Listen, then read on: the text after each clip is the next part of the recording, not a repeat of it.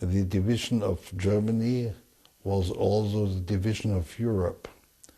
And the unification of Germany was the unification of Europe.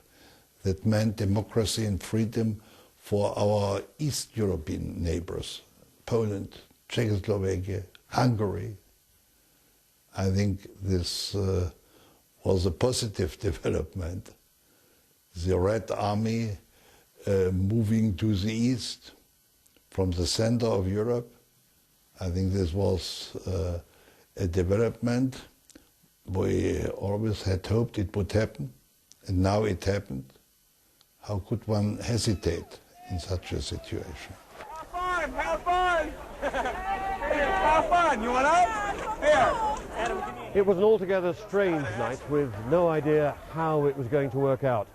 I remember going across with the crowds to the western side to see what was happening, and then rushing back because I was frightened that they were going to shut the fence and leave me stuck on the wrong side. What people ask is, did it change history? And I suppose the honest answer to that has to be no. Because communism was always going to collapse, and Europe was probably going to end up the way it is now. Maybe a little bit different, but essentially in the same pattern. What it did do was put a warp into the course of events, so that what could have been a long, painful, and possibly bloody process happened quickly and almost entirely without bloodshed. And that's a story you don't get to tell very often.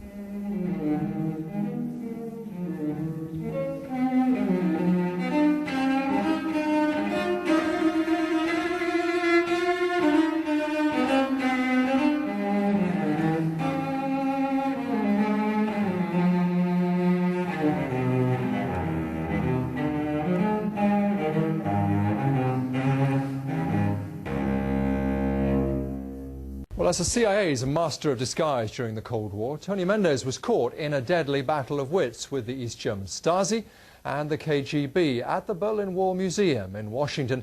He reflected for us on a lifetime of espionage. It was obviously deadly serious, but it was also great fun. We used to say if we weren't doing this, we'd be robbing banks. But in fact, what we were doing was robbing the enemy's bank of information, and we had to do it so that he didn't know it was gone, so that we could go back next week and get some more.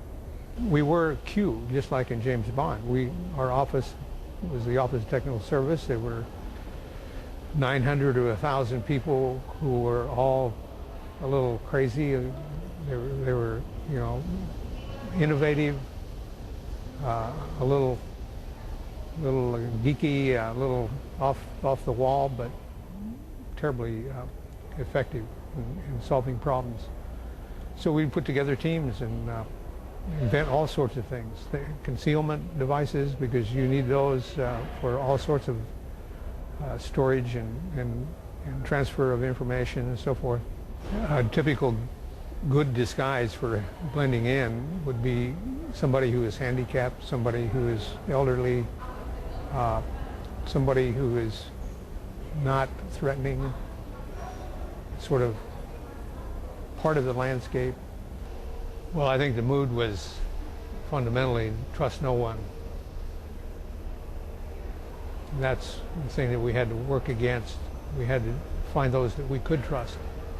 We were offering something better, and we finally got that word through, and then we started recognizing people who wanted to help us, and our trick was to keep them alive, keep them in place, have timely and secure communications.